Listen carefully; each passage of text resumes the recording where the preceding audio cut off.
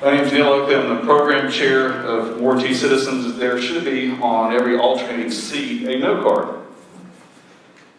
If you have a question for any or all of these candidates, please jot it down on the note card, raise it up in the air, and one of our volunteers will come pick it up and deliver it to me. Because I prefer to ask questions from you. And I tell people I'm kind of like the movie Anchorman. If it's on the card, I'm going to read it. I only edit for profanity, slander, and repetitive questions. Everything else is fair game. So we want you to ask good, tough questions of these candidates. I've tried to tell a few of them, you're not going to hear any questions about tell us how much you love puppies and kitties and children. We're going to have the tough questions here.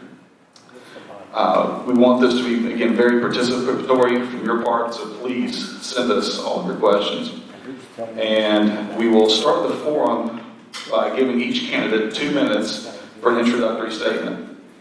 Then, when we ask questions, each candidate, if it's directed toward a particular candidate, they get 2 minutes to answer. Their opponent gets 1 minute to respond. If a question is directed to all candidates or to no candidate in particular, then each candidate will get a full 2 minutes. At the conclusion of the forum, we'll give each candidate 1 minute to make their closing statement. We do have one candidate who was unable to make it tonight. Angela Hedden-Davis informed us that she was under the weather, but we have 8 of the 9 remaining candidates with us. There's a lot of publicity about the presidential race. You may have heard about that. That's only one race on your ballot. There are 34 races on the Moore County ballot. 5 of those are for the Moore County Board of Education. So let's meet the candidates. Starting on my left with Mr. Billy Marts. 2 minutes for your introductory statement. Mr. Marts. Good evening. For those of you who do not know me, my name is Billy Marts. I live in Carthage, and I am one of 4 generations of my family to attend Moore County Public Schools, including my parents, my children, and my grandchildren who currently attend schools here now, giving me a vested interest in its future. A 1985 graduate of Pinehurst High School, I am very proud of our public school system. My wife and I are the publishers of Aberdeen Times, an online news publication that has served Moore County for the past 5 years. I'm running for a seat on the Board of Education because I believe the schools are the very foundation for the future of not only our children, but our entire community. With multiple major new school construction projects beginning in the near future, the incoming school board will be faced with not only the normal operation of the schools, such as balancing the budget, but also the oversight of these massive infrastructure projects as well. I believe it is imperative that we have leaders in place in Carthage with their eye on the ball, who are willing to ask the tough questions and make the hard decisions. I am that person to serve District 1 for the Moore County Board of Education. Thank you. Thank you, Mr. Marts. Next candidate is Libby Carter. Ms. Carter, 2 minutes. Good evening. My name is Libby Carter, and I'm ready to be your voice on the Moore County Board of Education. I offer myself as your best candidate for 3 solid reasons. As a lifelong resident of North Carolina and a resident of Moore County for over 36 years, I've been a part of one of the finest school systems in North Carolina. First as a student, then as the mother of 2, and finally as a teacher. My father was a school superintendent, my mother a public school teacher.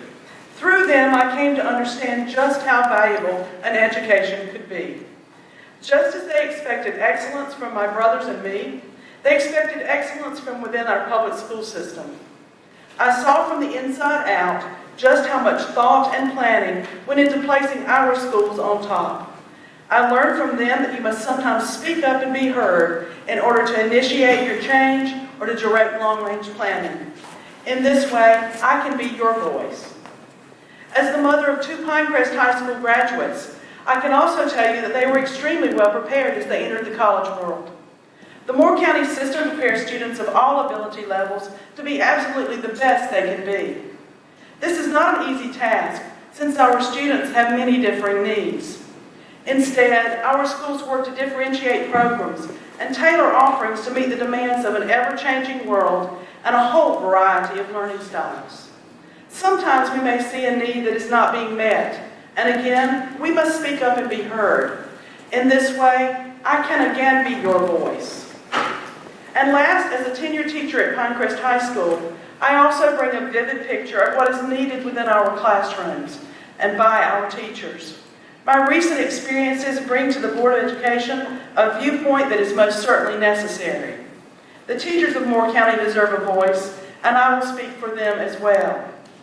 As you head to the polls to make your selections, you have your opportunity to be heard. The choice you make will influence the future of every child in the Moore County schools. Let me be your choice for the Board of Education, and I will become your voice. Thank you, Ms. Carter. Candidate for Moore County Board of Education, Mr. Bruce Cunningham. Counselor, 2 minutes. Thank you.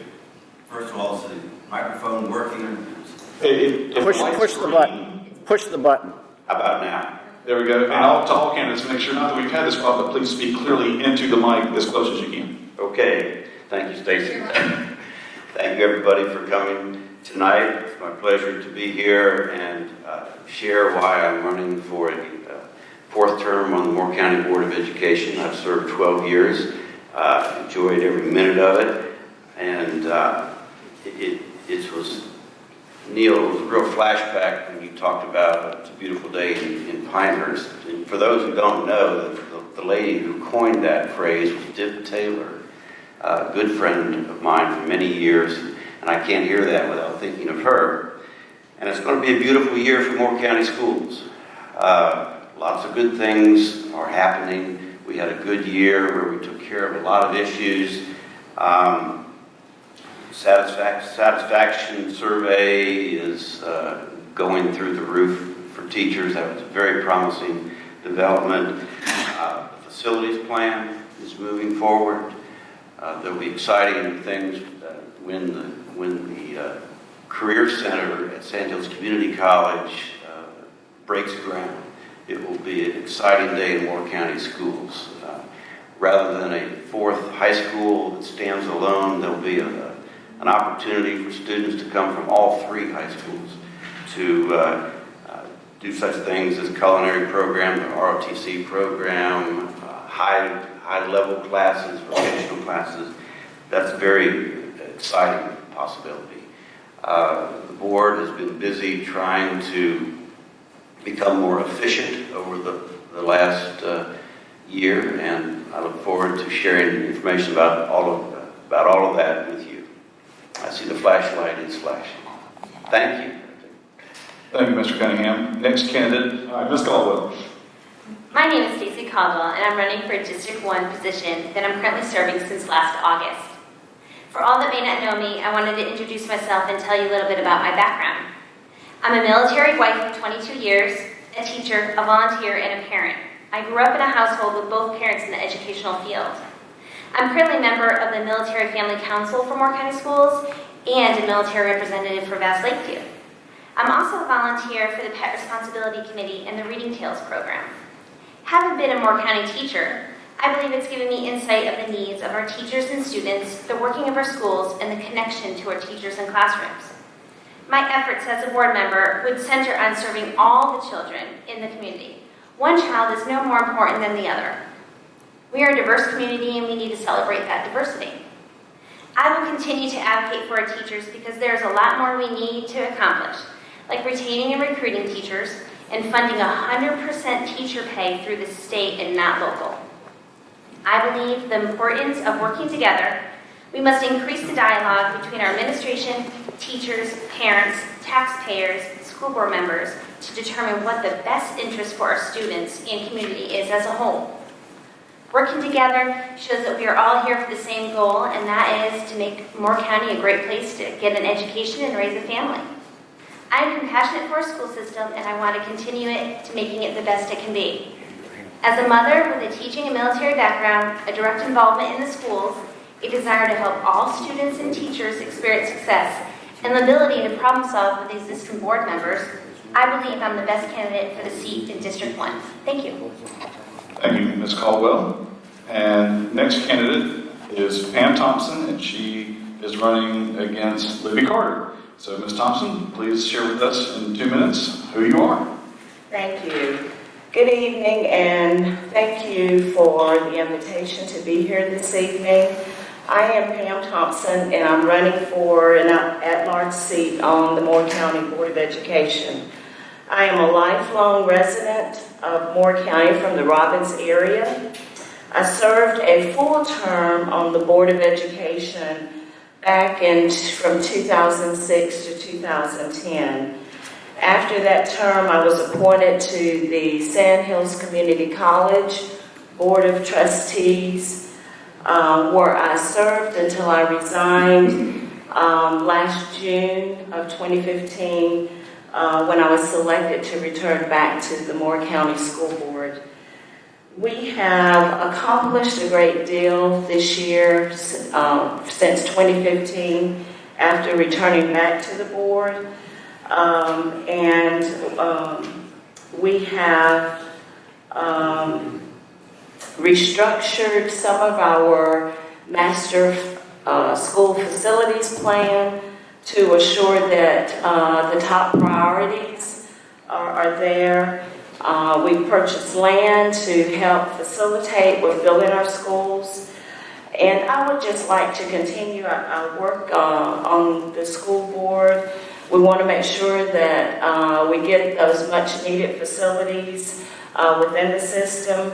We know that we're years behind. We've had new schools, especially in our Southern Pines and Aberdeen areas. In addition, I would like to continue to work with our state legislators to help support and fund much needed funds to come into our local level. And I would just like to continue the work that we have already started on the school board. I would really like your vote. Thank you. Thank you, Ms. Thompson, as I shift over so the camera can get everybody. The next candidate is B.J. Goodridge, and she is running against Bruce Cunningham. Ms. Goodridge, your 2 minutes. Good evening. My name is B.J. Goodridge. I'm running for the Board of Education, District 5. I am a proud alumni of Moore County Schools and graduated Pinehurst High School in 1983. I have a daughter in 3rd grade here in Moore County. I'm currently the practice administrator at Pinehurst Orthopedic Group, and I have a master's in healthcare administration. I am running because I feel like this board needs someone with strong leadership skills and someone that understands strategic planning. I believe I'm that person. Professionally, I've managed multi-million-dollar budgets and construction projects. I understand strategic planning, and it's a part of what I do on a daily basis. Planning annual budgets and making fiscally sound decisions are critical to what I do. I have employees that work for me, and I understand and respect the value that each one of them brings to the table every day. I also serve on the Moore County Board of Health. I was just reappointed for another 3-year term by the county commissioners. And being on the board, I understand the workings of the board and the importance of the cohesiveness within the members. Lastly, as a taxpayer, I understand the personal impact of each and every dollar that goes to taxes. I have decided that as someone who has attended these schools, it is now my time to step forward and serve. I would be honored to have your support for the Board of Education District 5. Thank you. Thank you, Ms. Goodridge. Next candidate is Dr. Betty Wells Brown. As previously announced, her opponent, Angela Hedden Davis, shared with us that she could not be here tonight because she was under the weather. So, Dr. Brown, 2 minutes. Thank you. I'm Dr. Betty Wells Brown, and I'm running for the Board of Education District 4 seat. I'm relatively new to the political arena, and so I'd like to give you some information about who I am and why I'm running. I'm a veteran educator with 45 years of experience in education. I've taught everything from elementary school to college and university. My area is reading, and specifically diagnosis and remediation of reading difficulties, and multicultural and international children's literature. I've taught in various levels, various areas, from rural to urban to inner city, and I've loved every minute of it. I wouldn't trade it for anything. I've had positive working experiences, and I currently volunteer in a couple of schools here. Some changes that I've seen over the last 45 years, some things change and some things never change, is that there are different curriculums that come about. Usually they just by different names. There are different areas that are happening. One thing that I'm seeing, especially working at a university level, is that in the next 4 to 5 years we're going to see a massive teacher shortage. And this is a real concern of mine. Well, along with that, the budget and the funding that we have and the ebb and flow of how things go and come and go from the state. The one piece that has been consistent throughout all my teaching career is that good teachers always teach all students to learn. Currently, I'm semi-retired from the University of North Carolina at Pembroke, so I have time to devote to this, and I want to continue to be involved in the schools. I appreciate your vote, and thank you for your time. Thank you, Dr. Brown. The 8th candidate up here before us probably has the easiest path, and she has no announced opponent or no named opponent on the ballot. But you never know. Politics is very strange. Anyway, Helena Wallin-Miller, welcome, and 2 minutes. Tell us about yourself. Thank you. My name is Helena Wallin-Miller, and I'm running to retain my seat in District 2 to the school board. I would really like to thank the Tea Party for hosting this forum and inviting me to participate. And as you said, I don't have a competitor. I do believe it's important for voters to see and hear from the candidates, and I think these forums are critical to that. I view tonight both as an opportunity for you to get to know me and also as an opportunity for me to earn your vote today. I've worked for the past 25 years in various operations and management positions. I have a master's in public policy and I'm a certified project management professional. I telecommute for my company called ICF part-time there in Virginia, and I have served as an operations manager, project manager, and quality assurance manager for the past 13 years. Much of my work involves planning, budgeting, and resource allocations for various projects ranging from $1 million to $50 million. My comfort and facility with numbers and budgets have helped me get a solid understanding of the school budget process, financing, and importantly, how to use data for making decisions.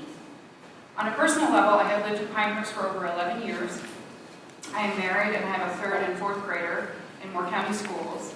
I have been attending school board meetings since 2014 and speaking. And in June of 2015, I was appointed to the school board. As a board member, I have 3 priority areas that I'm committed to. There are many things that we should be worried about, obviously, with our schools, but there are 3 that I want to focus on. First is the current state funding allocations. They are not keeping pace with more students and increasing costs, resulting in fewer teachers and ballooning class sizes. And while I plan to look for savings very closely in my budget, I also plan to press state officials to increase funding and address any gaps that we may have with county leaders in order to keep our class sizes manageable, because I think that's really important. Second, I want to address or help address overcrowding in aging facilities and help get the process along that we have started. And finally, I want to embolden teachers by recognizing their professional status as local experts in how they teach our children. Thank you. Thank you, Ms. Wallin-Miller. All right, we've got a lot of questions that are not directed at a particular candidate, so therefore, for these questions, everybody will get 2 minutes to respond. We'll kind of start, at least in this way, with reverse order of opening statements. So, Ms. Wallin-Miller, you'll get to respond first. The first question is, I'm reading straight off the card, how do you feel about current educational standards for grades K through 2? That's a really great question because I have a 3rd and a 4th grader, so I have just recently been through this. You know, the educational standards in general, the Common Core, cover K through 12. When I look at K through 2 and I look at how those standards have impacted folks, I do know they're different. They have changed since before. There's a lot more placement on or emphasis on academics in those grades. Some of it has been good and I think it's been beneficial for kids. Some of it maybe has been a little harder for them, and I do worry about having kindergartners not having as much playtime as they used to have in the olden days. So I do worry about that a little bit. I personally am not completely opposed to Common Core. I do think they need to have some tweaks to it. I especially think so in the younger grades. I think the implementation was poorly handled. If you look about it nationwide, I think it was too fast. I don't think there was curriculum that was developed to support the standards. I think the standards are tough, as they should be. I think standards should be tough for our kids. But to answer the specific questions about K through 2, I think they could be tweaked a little bit. And I hope that when North Carolina continues to look at it, that they can think about giving those kids, especially the kindergartners, I want them to have toys still. But, my kids are okay. They've made it through. I think they're doing great in 3rd and 4th grade. And they have, from a personal perspective, I have seen how they are succeeding now. So that would be what I have to say about that. Thank you, Ms. Wallin-Miller. Dr. Brown, how do you feel about the current educational standards for grades K through 2? All states have to have standards. We have to have accountability if we're going to receive federal monies. So we've chosen Common Core. I agree with Helena that it's been a little bit difficult to watch kindergartners not playing as much as they used to for developmental reasons. However, my graduate students and the teachers that I work with tell me that in 2nd grade and 3rd grade, the majority of their students are coming in reading now, where before they were not. So that tells me that something is going well with the Common Core curriculum. I've seen a number of changes. We've had North Carolina Standard Course of Study here. Virginia has SOLs. Iowa has their own. Texas has their own. Everybody has chosen different ways that they're going to be accountable. So we need to look at what works best for our students and our teachers. It was difficult because with Race to the Top money, it was basically dumped in our lap after going back and forth for 2 years with the feds and saying, how, are we going to implement this? And they all of a sudden said, oh, well, now you've got the money and you've got 5 years to use it. So that made it very difficult for a lot of our teachers. But they've risen to the top, as good teachers always do, and they've managed to work through this. Thank you. Thank you, Dr. Brown. Ms. Goodridge, how do you feel about the current educational standards for grades K through 2? First of all, I'm not a fan of Common Core. And it, in part, it was very much fumbled from the beginning.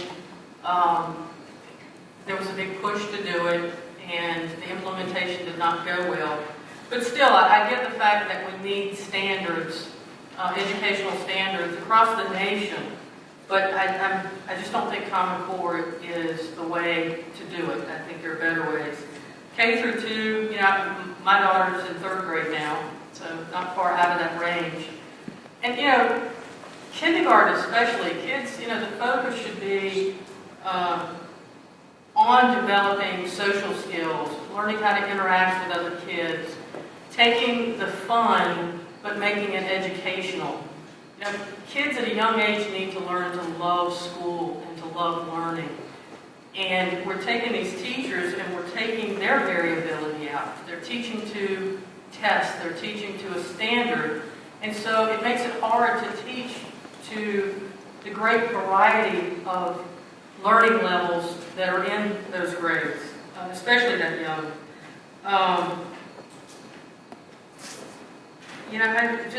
It's just not. It's just a tough age to be teaching kids a standard when we should be teaching to the individual child as much as we can. Certainly, there is a push towards reading. I know my daughter in 2nd grade, they were learning more about comprehension, reading comprehension, improving their writing, and things like that. But I got to tell you, I struggled to do her 2nd grade math. So that was a problem. But anyhow, I just think there's a better way. Thank you. Thank you, Ms. Goodridge. Ms. Thompson, how do you feel about the current educational standards for grades K through 2? Thank you. I think as we look at our military families and other families throughout the country, as they move, relocate, transition from one school system to another, I think the standards maybe have been designed for placement and ease of transition into the classroom for students not to fall behind. However, it limits, I think, the instruction and creativity by our teachers to where they are limited. As Helena said, and I agree, it limits our children to have the extra activity that I feel at that age is much needed. And so I understand with regard to the consistency. However, it just does not offer flexibility for our teachers and instruction. Thank you, Ms. Thompson. Ms. Caldwell, how do you feel about current educational standards for grades K through 2? If I could say ditto, I would agree with everyone pretty much on the panel here. But what I do want to add to that is I think Common Core got a really bad rap. Government pushed it on us, and teachers were already in their own set of standards at the time. So when government pushed it on us and said you have to do it, we kind of held up our own little shield. So I think that that's why we were also against it. But now that teachers have been doing Common Core for I think now 5 years or maybe even more, 5 years. They don't want you to change it again because they've just learned how to do all of these standards, how to incorporate all of these lessons, have lesson plans, that to change it again, to think of something new, it's just hard for teachers. And it stresses them out. I know that personally because that's happened I was leaving exactly when Common Core was coming on. So that year was very stressful trying to get everything, new lesson plans and all that. I did want to say a comment here that I agree with what I think we need in kindergarten. We need to have that social play still. I know that some teachers do that, but I worked in preschool and that's all we taught, the social skills, because we knew they weren't going to get it in kindergarten. But we have to think about those kids who can't afford preschool. What are they getting from that? So we have to understand that everyone's not going to be able to go to preschool, so we need to teach that stuff in kindergarten as well. My daughter is in 2nd grade, and she had a really hard time in 1st grade. So this kind of touches home with me because Common Core is very fast-paced. And if you can't keep up, you're going to be lost behind. And I saw a very negative aspect with that with her. But what's great with her school, so the blinking lights, I'll hurry, but what's great about her school is that the teachers stepped up to the plate and they're all helping her. And that's what teaching is all about, is community helping. And her confidence level this year has been amazing. And she's in a trailer. It's pretty amazing. That's all I have to say. A learning cottage, yes. Thank you, Ms. Caldwell. Mr. Cunningham. It might work now. Okay. There we go. How do you feel about current educational standards for grades K through 2? I'd like to answer that by sharing a story about why my wife and I decided to enroll our oldest daughter in kindergarten at Southern Pines Primary School. We had toured an option, another educational option, and what struck me at the end of the tour was the person in charge said that our goal in kindergarten is for students to learn their numbers from 1 to 300. We went to Southern Pines Primary School and talked to one of the teachers on the kindergarten wing, and she said, my goal, my primary job for kindergarten students is to help them want to love to come to school and learn. And we said, this is where we're going. We enrolled our daughter in kindergarten, and within about 3 months, decided that there needed to be improvement to the playground at the school. It was a barren wasteland with sand spurs and no trees and so forth. The next 10 years, my wife and I worked to build what's called Blanchie Carter Discovery Park, which is an outdoor learning area with trees and gardens and mazes and log cabins and bird blinds. It was written up in the New York Times in a full-page feature article. And it as PJ and Stacey said, the social aspect of young education is irreplaceable. I grieved when I heard that centers had been removed from kindergarten. You know, playing for young kids is learning. They learn how to be grown up. They learn how to shape their own environment. They learn how to get along. They learn how to resolve conflict. So I am maybe old school, but I think you learn best by doing. Thank you, Mr. Cunningham. Ms. Carter, how do you feel about current educational standards for grades K through 2? The idea behind Common Core was to offer consistency within our classrooms across the country. Ostensibly, this is a good idea. Today's families are more mobile than ever before, and our population often is required to relocate before a child finishes 12 years of school. However, what Common Core cannot and must not be allowed to do is to remove a teacher's creativity from the classroom or to dictate just exactly what a teacher must teach and how they must do it. I believe that all children deserve equal access to a good education, to the materials and lessons that are required, and that all children deserve an equal right to learn and grow. Thus, our curriculum must be flexible. Our standards must be regularly adjusted so that we know that all students are learning. Do we need to rubber stamp the knowledge of each student? No. Do we need to provide opportunities for further exploration, for ongoing dialogue, for rewarding creativity? The answer is a definite yes. Common Core is an ever-changing process.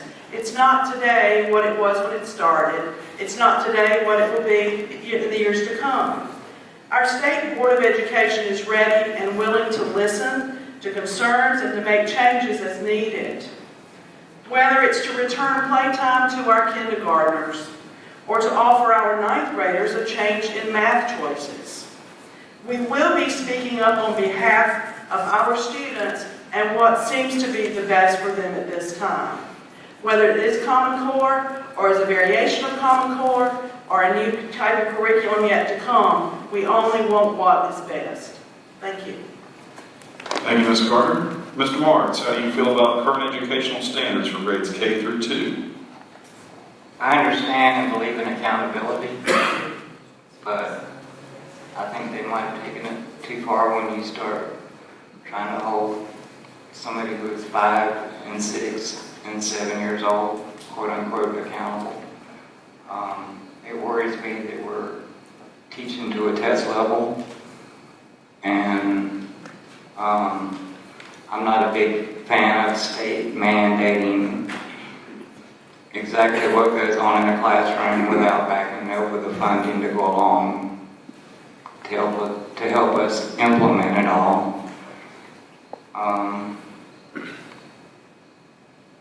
Ms. Thompson used the best word I think that I've heard said yet, and that's the word flexibility. I think they've taken flexibility out of the kindergarten classroom. They've taken flexibility out of the first grade classroom.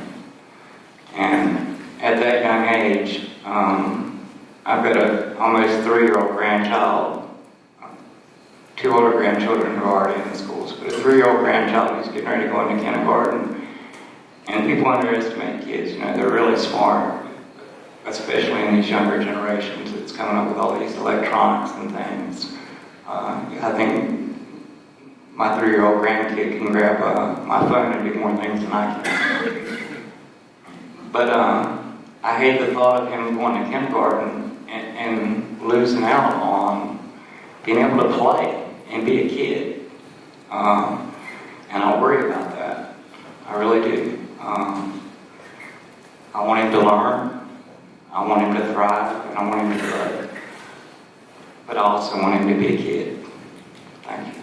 Thank you, Mr. Marts. The next question again will be for everybody. We'll kind of rotate up a little bit. This time we'll start with Dr. Brown and go down to my left, stage right, and come back to Ms. Wallin-Miller. Short question, what experience do you have dealing with complicated budgets?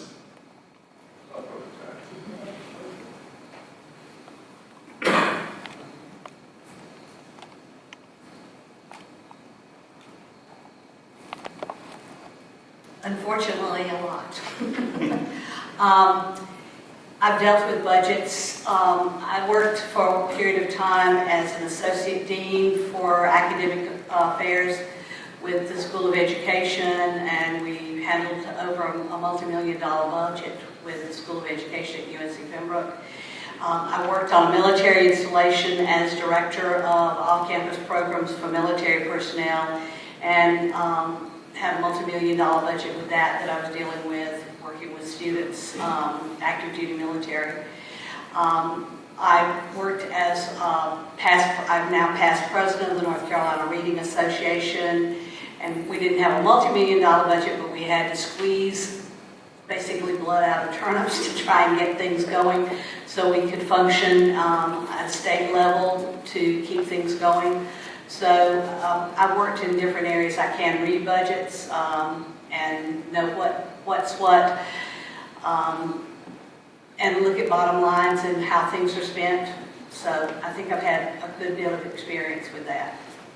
Thank you, Dr. Brown. Ms. Goodridge, what experience do you have dealing with complicated budgets? Well, let's start with I work in healthcare. I'm not sure that it gets much crazier than that. Also being a small employer that has health insurance for their employees, as many small employers know, it's the largest line item in your budget is healthcare. I spent 10 years at Pinehurst Surgical, and one of the many duties I had there was overseeing construction and facilities. And so several of the projects I worked on were multi-million-dollar projects. We did a $3 million remodeling in one of our departments. I had a $3 million budget for. When all was said and done, we brought it in at $2.5 million because we meticulously looked at every outlet, every data drop, every sink to try to bring it in at something more reasonable. And dealing with patients, people have no idea how little their insurance actually covers and how much comes out of their pocket. So healthcare is just a daily, hourly struggle to deal with complicated budgets. Thank you, Ms. Goodridge. Ms. Thompson, what experience do you have dealing with complicated budgets? I work with the budget during my first term on the school board back in 2006, 2010. Also, we had a budget that we had oversight of whenever I served as Sand Hills Community College trustee. And in my current job as Senior Director of Revenue Cycle at Randolph Hospital, I have oversight of a $5.4 million annual budget to where I have 75 people reporting to me, and assuring that my budget stays within goal is one of my annual performance indicators. So I have to make sure that I am meeting our budget. Thank you. Thank you, Ms. Thompson. Ms. Caldwell, what experience do you have dealing with complicated budgets? Well, 13 deployments really make you budget really well in a household, I have to say. With my husband being gone all the time, I'm constantly budgeting our money. But that set aside, I believe my year of being on the board since last August has really opened my eyes on our budget and what we can do and cannot do, and how our hands are tied with a lot of things that people don't really know that are. So I don't have much other than that, than my real life experiences and being on the board for about a year. Thank you, Ms. Caldwell. Mr. Cunningham, what experience do you have dealing with complicated budgets? 12 years. I've been on the school board for 12 years, very involved. Budget process, as Stacey said, it's complicated. I've learned that one way to experience cost savings is through efficiency and creativity. As a school board, we have gotten real good at being creative over the past couple of years. For example, We've staggered the start times for elementary schools and high schools so we can use the same buses to go to both. We've taken 22 buses off the road by starting elementary at 7:30, high school at 8:45. This past year, we've eliminated the dual track year-round system at a savings of $400,000 because we realized that we were having to pay extra for teachers in the summer and was burning principals out. This past year, we reorganized central office, reduced positions, another $400,000 savings. I want to share what I think is the biggest accomplishment that the school board has done in the last 12 years is establish a good relationship, a good working relationship with the county commissioners. When I came on the budget, they had just gotten through an adversarial mediation process where nobody wins. This past year, we worked together with the commissioners on the planning process and the funding process for schools, and it was a county commissioner who said, have you ever thought about building larger schools, more students? And we said, no, but we'll look into it. We decided 800 as opposed to 650 would allow us to close 2 schools in Aberdeen and Southern Pines at another annual cost savings of about $1 million a year in administrative expense. So my experience is in the trenches experience. Thank you, Mr. Cunningham. Ms. Carter, what experience do you have dealing with complicated budgets? Well, I run a household, and I balance a checkbook. I have to say I don't have a lot of experience with budgets of $100 million. However, I've been on the board now for almost a year, or a little over a year, and I must say I'm a quick learner. On a slightly larger scale than just my home, I have served on boards at Fellowship Preschool, at Episcopal Day School, at Our Savior Lutheran Church, and at Lenora University. And of course, those are all organizations which are handling money for a lot of other people. Since I was appointed to the Board of Education last summer, I've increased my knowledge and experience quite a bit, and I know the difference between a balanced budget and a ledger that's overdrawn. I also know the importance of having qualified employees who know how to run a school system on a bare minimum budget, and who are continually looking for ways that we can cut back and that we can save dollars and that we can provide more programs for more students at a lesser cost. So although I've never handled like I say, $100 million budget on my own, I certainly would like to. Thank you, Ms. Carter. Mr. Marts, what experience do you have dealing with complicated budgets? Well, I have more than 25 years experience managing large and small residential and commercial construction projects, as well as the last 5 years of owning my own business, which gives me a unique insight, because at the end of the day, when you own your own business, it's not only when you work for somebody else, you get a paycheck every week. When you own your own business, it's putting food on the table and paying your rent. So it brings a whole new perspective to the word budget and coming in under budget. The county commissioners do a real good job of that. They manage to come in every year and come in under budget and put some money back. I would like to see our school funding get to a point where we're able to do that the school system is coming in under budget and putting some money back in that rainy day. I think we need to put some pressure on our state representatives to step up to the plate. And as far as funding goes, I think the county is stepping up to the plate as far as our funding goes. And that with that, I think that we would be able to not only have a balanced budget, but increase that rainy day fund. Thank you, Mr. Marts. Ms. Wallin-Miller, what experience do you have dealing with complicated budgets? Through my work, I've had to deal with a lot of complicated budgets. We develop a lot of contracts and budgets that are, like I said before, anywhere from $1 million to $50 million is what I've dealt with so far. 50 million being the highest. Actually, that's not true. I did one for 78 million last year. And in building budgets, I know that you have to really look, you have to start from the ground up. You have to understand what the resources are that you need to do the work. You have to provide detailed work breakdown structures to understand what activities, what direct costs you need, what indirect costs you need. So I understand when you're building a budget, all the different factors that go into that. And also looking at the hours that you need for various staff. You know, not all staff are full-time. What does that look like? What are the different benefit structure when you have staff that come in a different, in different benefit structures?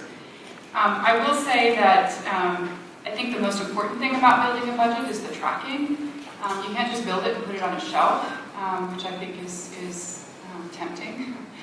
But I think being able to look at that on a monthly basis, to be able to match what you're actually doing versus what you budgeted, and see if there are any blips, if there's any problems that you need to address.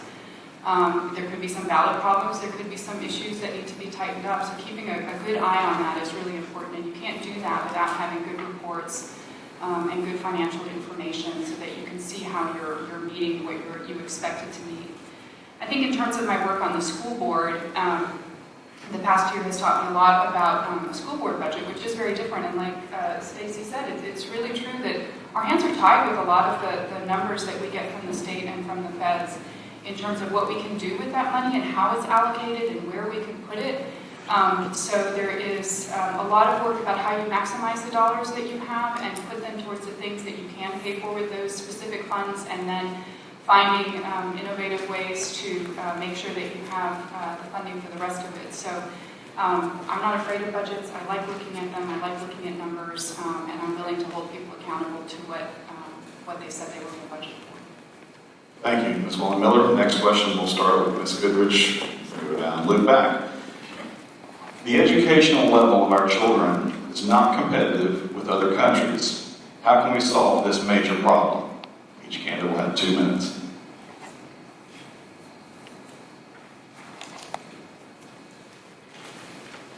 Well, you know, certainly funding is a big issue. Here in Moore County, I know the school board is dealing with this, and the county commissioners right now, but across the nation it's a problem. We just don't put the importance on education in our country that other places do. And it's not about like where some countries, you know, by the time you're ready to get out of high school, the government's determined whether you'll go to college or not. It's about giving these kids, these teachers, the resources they need just to get a good, solid education. And that is about funding. It is about giving our teachers and staff a voice, listening to what they have to say. I just don't think we give teachers enough respect in this country in general. Everybody in this room is sitting here because of your educational system, because of the teachers, because of the people that touched your lives. And unfortunately, in the United States, we just don't value that enough. But a good start would be better budgeting across the nation for our children. Thank you. Thank you, Ms. Goodridge. Ms. Thompson. I too believe that we are extremely limited with funds and resources that we need for our classrooms and for our teachers. But I believe that we do an awesome job with our students with what we have. We have done a lot to increase technology in the classrooms with providing laptops for our students and for our teachers. We can see some of the things that have been put in place equal to our students succeeding as far as graduation rates are up within our district. Last year, our acceptance rates were up for our students applying to either local or universities. So I think that we are really striving to improve with very, very limited resources. I think in order for us to compete, we've got to get the necessary funding and dollars that we need to our teachers and within our classrooms so that they can have the resources that they need to be able to equip our students. Thank you, Ms. Thompson. Ms. Caldwell. I just don't think education is important in the legislation, and I think we need to do something about that. I think we could do a lot better if we had people up there that cared about our children and cared about what is going on. We need to pressure them. We need to come as a community and make bus trips up there and pressure our legislators and let them know that this is not acceptable. And I think that is we have 13,000 students, I believe, here in Moore County. They deserve the best education as anybody else in any other county or country, for that matter. So I think having the funding and needing the resources, I know many teachers that are flipping through online, mailbox online is a resource, or Googling something that they need because they just don't get it in the schools. We don't have textbooks anymore. A lot of the stuff is online. We are doing a fabulous job with what we do have, and we credit that a lot with teachers. We also need to make our teachers feel like they're wanted and needed, and they're doing an amazing job. We need to pay them more, and that all has to do with funding. Going to our state reps and letting them know that we need to take action. So that's it. Thank you, Ms. Caldwell. Mr. Cunningham. I think we shouldn't worry about how we stack up in rankings against other countries on some formula or some statistics. I think what we should do is look at what other countries do well in certain areas and what could we take from that.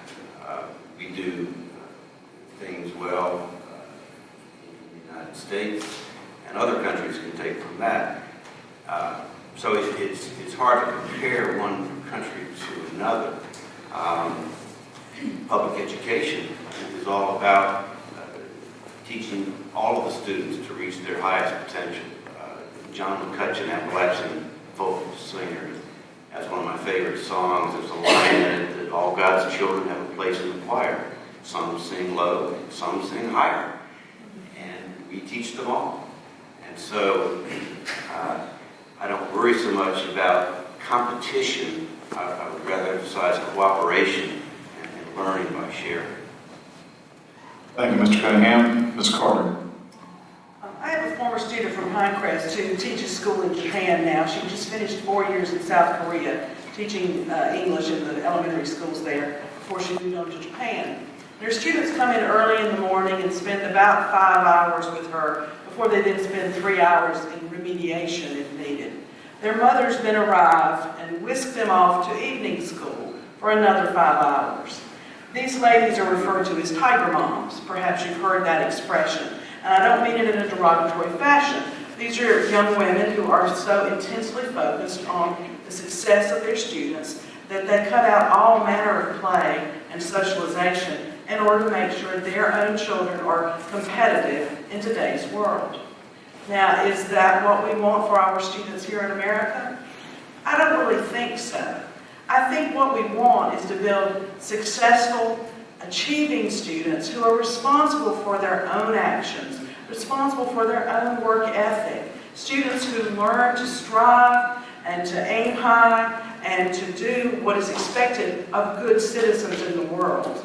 And so we must work with what we've got, take our school system as it is now, continue to improve in every way we possibly can, whether it's by giving them extra courses in specific areas, by bringing languages into our schools at a younger age whenever possible, by providing them with the most recent technology and allowing them the means of how to use it. This is the way we're going to make our students competitive in the world. Let them be responsible for their own achievement. Thank you, Ms. Carter. Mr. Marts. Let me start by saying, as I said earlier, I'm very proud of Moore County Schools. And I personally think that our students are already competing with the rest of the world. Our schools are already doing a great job of producing students who are going out there into the world and having successful, productive lives. So it's not a matter of are we behind them or are they ahead of us. I agree with Bruce on that, very much so. That being said, I also agree with Stacey. And if she'll get the bus, I'll be the first one on. Because we do have a shortfall in funding. And it's not anything, no matter who gets elected, it's not anything that our local board can do a thing about.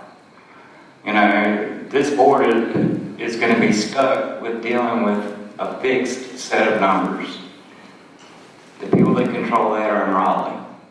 I can tell you the people that are in Carthage, sitting in the county commissioners, are giving every penny they can to the schools. They love and care about the schools just as much as every person in this room. You know, where we've got to reach for more money is Raleigh. That is our only choice. There is no more funds to be tapped locally other than a bond or a sales tax. Unfortunately, the voters turn that down. You know, it is my hope that when the time comes, we can look at that again in the future. For the immediate point, in the immediate future, though, our only choice is our state representatives, the folks who represent us in Raleigh, and they need to step up. Thank you. Thank you, Mr. Marts. Ms. Wallin-Miller? It was hard going towards the end. I would have to agree with the funding, obviously, and also with the value of education the value we place on education as a society. I think one of the things that we can all do to help education become more revered or supported is for you all to take some time and volunteer or go into a classroom and see what's really going on. I think if individuals in the community can see what the wonderful things that are happening in a school and offer support about their time, with their time and their resources, I think that would go a long way. I think one of the things I haven't heard, though, that I wanted to talk about is in terms of our emphasis, at least previously, our emphasis had been on graduating from high school and then going to college, or not. And I think what has changed, which is really exciting for Moore County, and also I think it's starting to change in this country, is an emphasis now on career and technical education. That there are people that are going to go on to college, and that's great. They're going to do great with that. But there are people that doesn't float their boat, that doesn't put the fire in them. They want to work for Hendricks Motorsports and work on these really high technical cars. And they need to have the facility and the training to do that. And if we can do that in high school, that we can get them these certifications in high school, and so when they graduate, they can do something valuable and productive and earn a living. That'll jazz them up about high school. That'll get their grades up because they're now going to be doing something that is important to them. And college is important. It's important for a large majority of our kids, but it's not for everyone. And I think the way that the Advanced Career Center is coming along, and when we break ground on that in June, that is going to be a game changer for Moore County and for North Carolina, and I hope really a beacon for more of this kind of technical education in addition to the career and college readiness. Thank you, Ms. Wallin-Miller. Dr. Brown? I've worked with foreign nationals in a variety of situations, both in an educational area as well as being a sponsor where they have come to the university and then come to our home, and worked with them on various things. One of the pieces is exactly what Libby Carter was talking about, is they start at 5 o'clock in the morning practically. One young lady talked about that her mother came in on Sunday, cooked her food, got her clothes ready, and then left her with food in the freezer so she would have food to take with her and to cook when she got home. And this was she was 13 at the time. I look at some of our 13 and 14-year-olds and wonder, would they really go to school? But one of the pieces that we create as professionals, being educators, is the creativity of our students by giving them choices. what Helena was saying with the Advanced Career Center, offering that opportunity for students. We have STEM areas that we're working in, as well as languages, as well as international studies. We are wide open right now, and education is better than it's ever been as far as opportunities for students. So I'm not sure that we are necessarily not competitive with other countries. We need to look at our gifts and what our gifts our students bring to us and offer for their learning and their opportunities. Thank you. Thank you, Dr. Brown. We are now halfway through. You have all survived. If you feel the temperature of the room going up in a few minutes, you can adjust the thermometer. It's just some of the questions that are coming. We've got some political hot button questions, but it wouldn't be a political forum if we didn't have these. So let's start with Ms. Thompson, and we'll rotate through. Political ads on TV address the monies being dedicated to our teachers and children's education. We need to retain and attract good quality teachers. Who is telling the truth? Did you say that again? Yes. What does it mean? Political ads on TV address the monies being dedicated to our teachers and children's education. We need to retain and attract good quality teachers. Who's telling the truth? I'm assuming they're talking about the ads on TV. We have seen increases in teacher salaries over the last, especially the last year. Let me just say, since I've been back on the board for the last year. And it's not where it needs to be to retain and recruit teachers within our district. And whenever you take a look at what the increases are and the benefits that they have to go along with that as far as their retirement, I believe the last that, once you equate that out to dollars, it was a little bit less than the ads that you hear on the TV. It's for our school system. And so what we have heard in the ads does not match up with what we're seeing in the total dollars for the salary and the benefits. Thank you, Ms. Thompson. Ms. Caldwell. Don't you wish that ads would just tell them what they're actually going to do and rather than bash on each other? That's my little pet peeve. But I'm going to focus on the education lottery because we went to a meeting, a bunch of us went to a meeting on that, and you'll see wonderful commercials about the education lottery and how they fund 100% of their, and it's not true. It's not true. It's very misleading. Lotteries, it should be extra income, and it's not. It's this, I have to read this because I didn't want to mess it up, but the state made it where they are taking what they normally would have paid, and they're using education lottery funds for it. So we're not getting anything extra, nothing extra. We're getting the same amount no matter what. So a lot of those commercials are very misleading, and we even brought that up to a lot of them at the, when they were talking that you need to keep your commercials not saying 100% because it doesn't all come to us. And let me just make sure I hit on every few.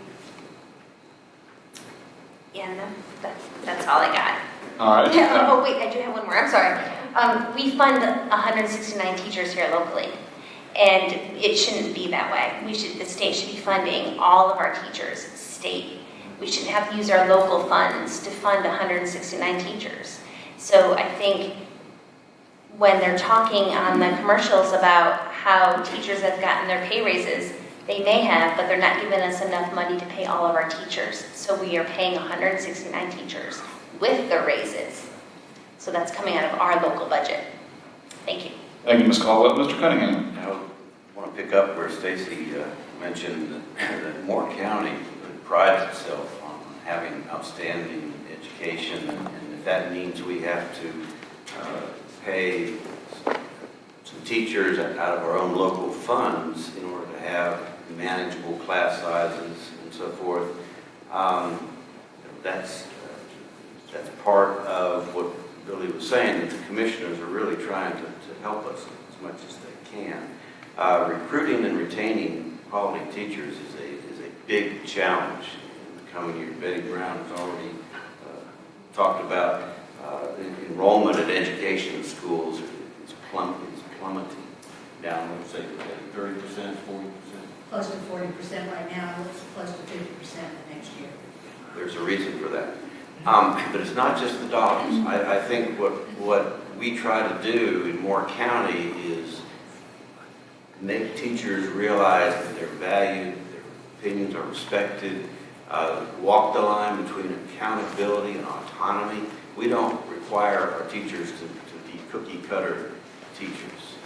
Everybody's different, all the students are different. But as far as ads, they're just a snippet of the overall picture.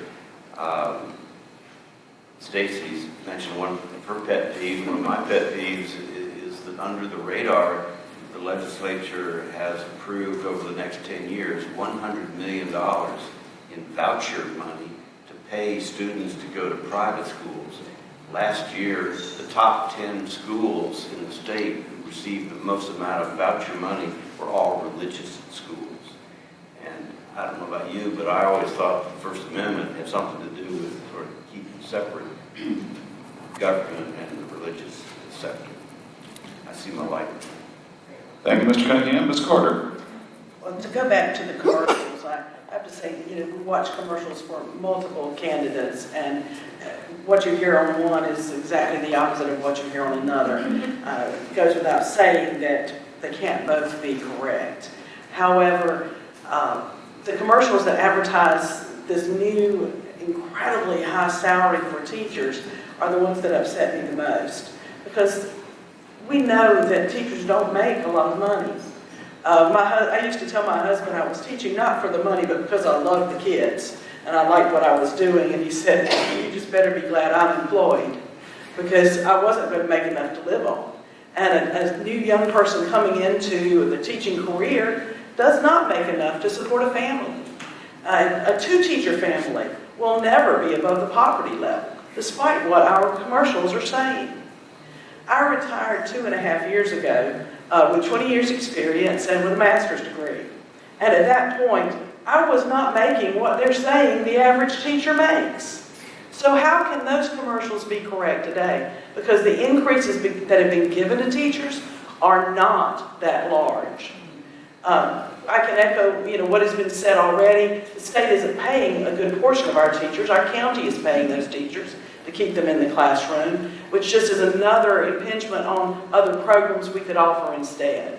So when you see those commercials again over the next few weeks, and you see the large number of our legislators have jumped on the bandwagon about these impressive teacher pay increases, they're not true. Teachers got an increase, but it was not much of one. Thank you, Ms. Carter. Mr. Marts.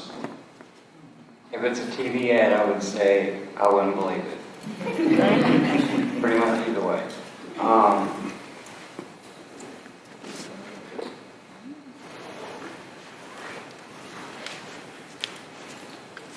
How to respond beyond that?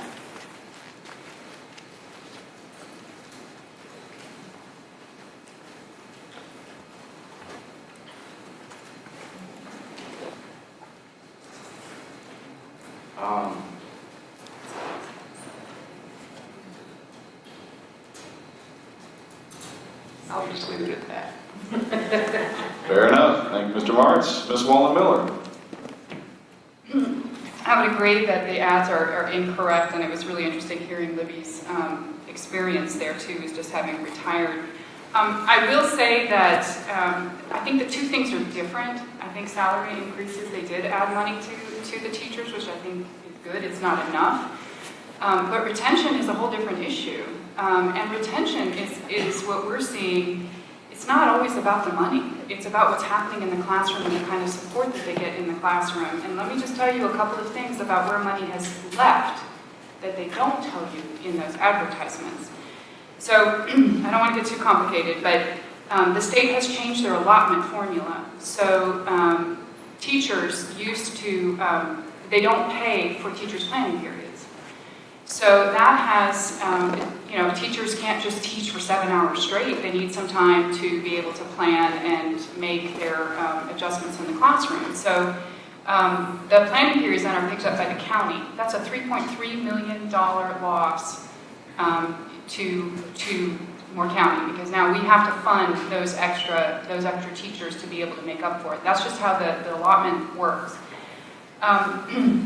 They've also cut TAs in the classroom. So we used to have, in the lower grades, we used to have TAs, I believe, up until 5th grade. I don't know when that, well, it used to be even higher years ago, but now it's, in the 1st grade classrooms, there's not one TA for every 1st grade. It's like there's 4 out of 5. So they're sharing, they're always sharing somebody. So that's making teaching difficult for these teachers. They've cut their, and we lost, over 156 TAs, I believe. We're also cutting their funding for textbooks, $300,000 in Moore County. For supplies, $400,000. We've cut 12 instructional support positions. So who do the teachers go to get the support that they need? So all these things are happening on the side, and the state is very happy that they've given these salary increases, which are needed. Let me tell you, these are needed. But then, as Stacey said, we had to then fund our county staff of $1.2 million. We had to find $1.2 million to fund those teachers that the state is not paying, but that we're paying. So we're putting all these pressures on the classroom and making it hard for teachers to want to stay. Thank you, Ms. Wallin-Miller. Dr. Brown. Again, education is a profession. The state has cut master's pay. Anyone that wants to go for professional development and earn a master's degree in a special area, they're no longer paying for teachers to achieve that. The good news is we still have teachers that are going for their master's degree just because they are professionals. When we talk about cuts, the teachers that I work with, nobody's making $50,000 like they say. I'd love to know who these people are, because we've not seen it. Granted, there was a boost in 2016 of 4.7% increase by the state for teacher salaries, but we were minus 10.2% up until that time of what we'd been in 2008. To me, that doesn't balance out. Schools are getting, the expectation is that students will have things at the schools, but they don't. They don't have textbooks, they have e-books. They can't take those home because some of our students don't have access to the internet. So the ads that are talking about money to the teachers, as the old saying goes, show me the money. I'd love to see it. And so would so much of my teachers. Thank you. Thank you, Dr. Brown. Ms. Goodridge.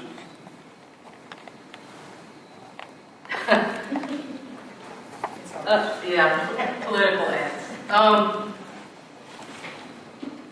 The money, the supposed raise that went to the teachers, I think if you put the microphone in front of any teacher right now, there would be quite a lot of words that would come out.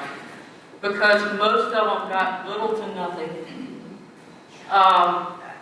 It's just sad. And she's right, recruitment and retention are two different things. Employees, yes, they need more money. We so underpay our teachers in North Carolina. I have a sister-in-law in Ohio, and she makes twice what the teachers make here. It's sad. Same training and everything, and she makes twice what they make here in North Carolina. It's all about priorities. But to sit there and say, oh, these teachers are, making $50,000 a year. I don't know any teachers that do. At the end of the day, it's almost like, who wants to be a teacher anymore? You get a 4-year degree, a master's degree. In many industries, you have the potential to make a lot of money. So the people that choose to be teachers, God bless them, because they're certainly not doing it for the money.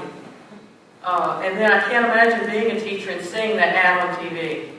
that, oh, you just gotta, you make an average of $50,000. I think it's almost degrading for teachers to see that. We have to do better. I ditto everything everybody said.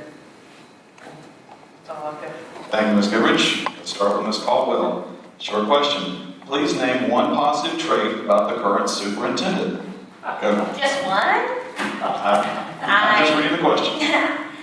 Well, this is actually a good question. Oh, gosh. He has so many, and I'm very lucky to be working next to him. I've been with many superintendents. In fact, I don't know if anyone remembers Mr. Russo back in the day, but I was with him in Savannah, Georgia as well, and I just happened, it wasn't that I followed him, but I happened to teach in Moore County, and he was the superintendent here too. So I've seen some bad ones, and I hope I'm not disrespecting anybody there, but oh gosh, one great one is he listens. He takes everyone that will ever email him and he listens to their problem. He goes and visits every single school and gets down to their level and talks to children and plays with children and wants to understand what's going on. And children will tell you exactly what's going on in the classroom. They'll tell you exactly what needs to be done in the classroom, and he wants to hear it. And so I think we're very lucky to have him. Thank you. Thank you, Ms. Caldwell. Mr. Cunningham. He's willing to make hard decisions, which is not easy when you're dealing with so many different personalities. The priority for last year was to get independent from our fund balance. You can't budget out of your savings account. It has to be sustainable. We've heard that time and time again. I've already mentioned eliminating the dual track year-round, dealing with transfer policies. We didn't know who was going where they were coming from, what county they were coming from. Reorganizing central office. There were some changes that needed to be made no one was willing to do until he came along.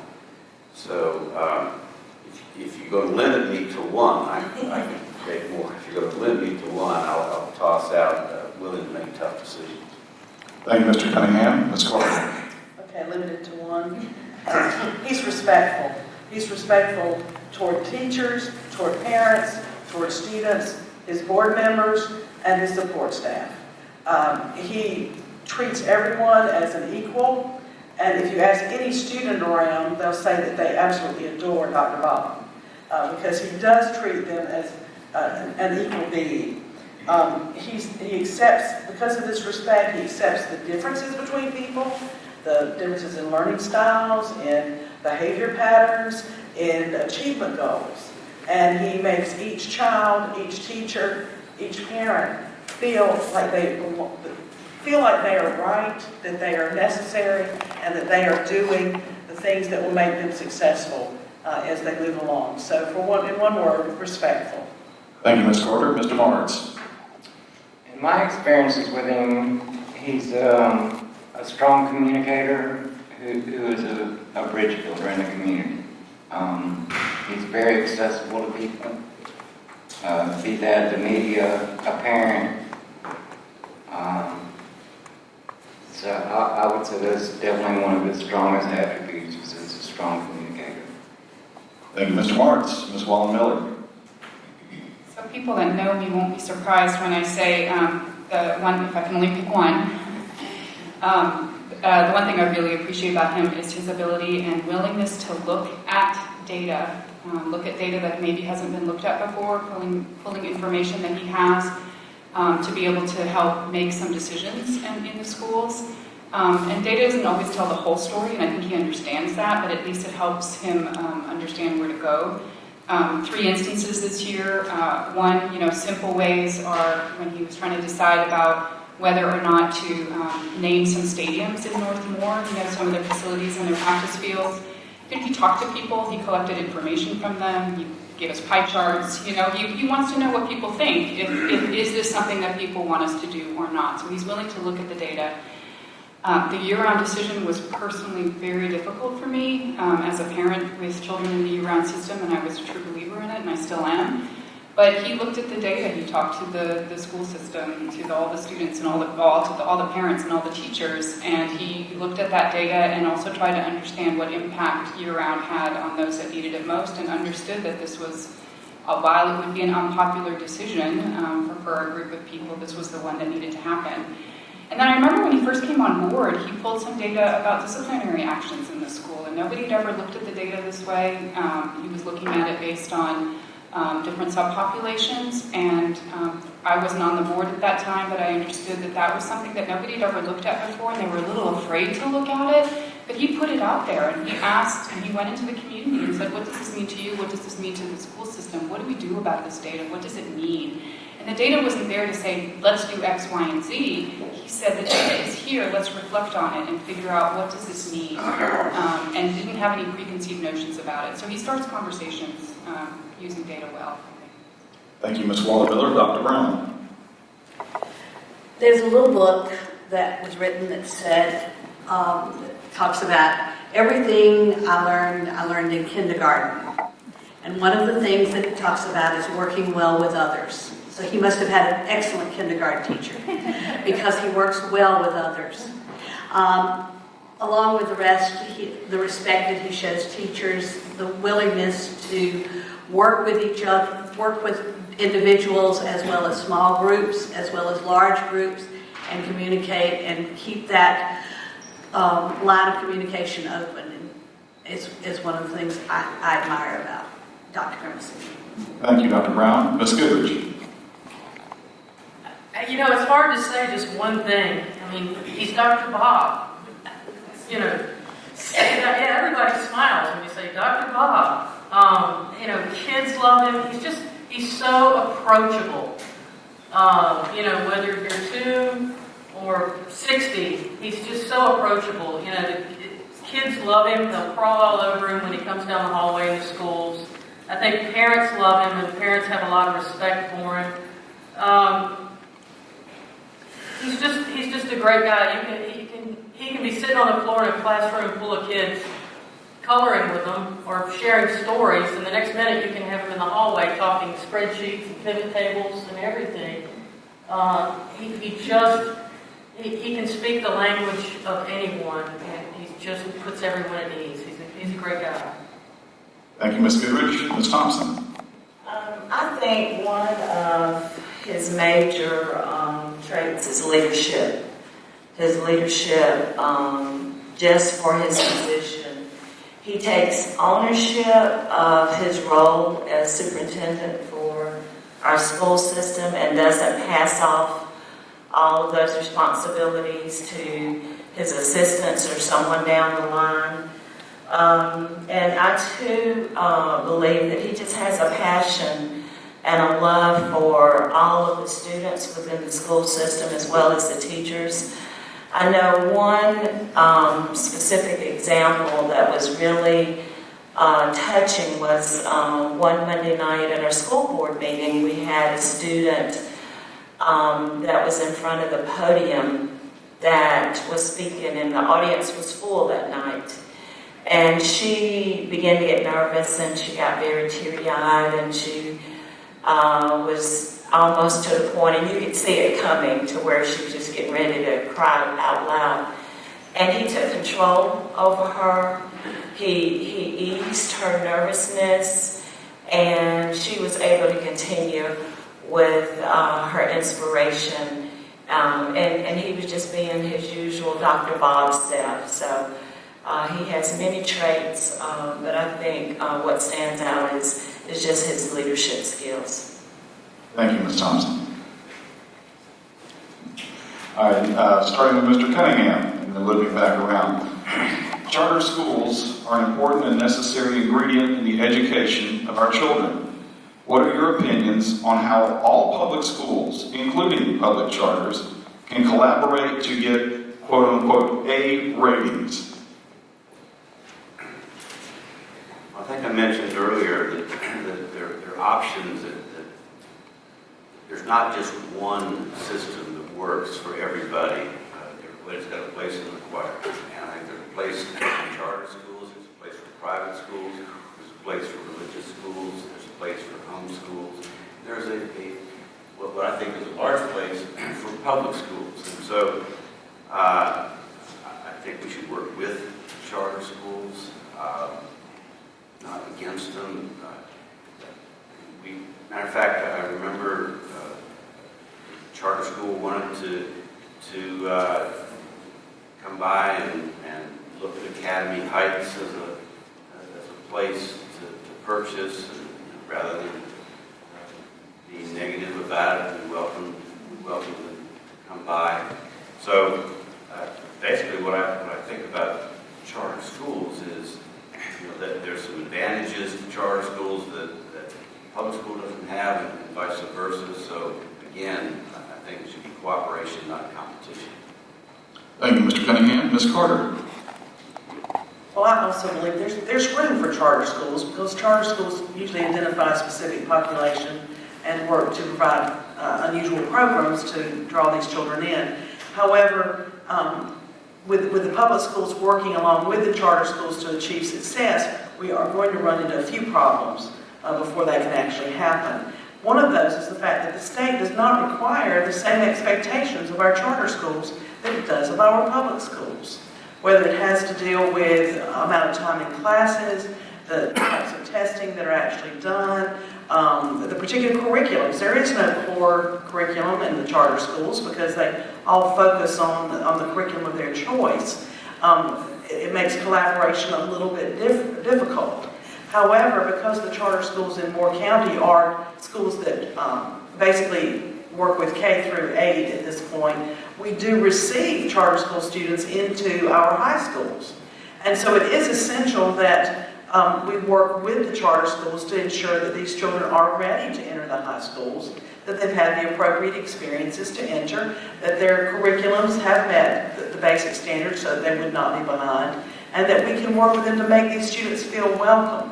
I know that at our high schools, we have newcomer orientation, and at that point, students from all the schools, but our feeder middle schools as well as schools like Stars and Academy and Moore, are welcome to come and become acquainted with the campus and the teachers and the kinds of classes that are offered. It's one little step we can take in collaborating with these charter schools. But there's still some major hurdles that the state has put in front of us that are fairly difficult to overcome. Thank you, Ms. Carter. Mr. Marts? I think there are many ways that all the schools in Moore County can work together, be it a public school, a charter school, or a private school.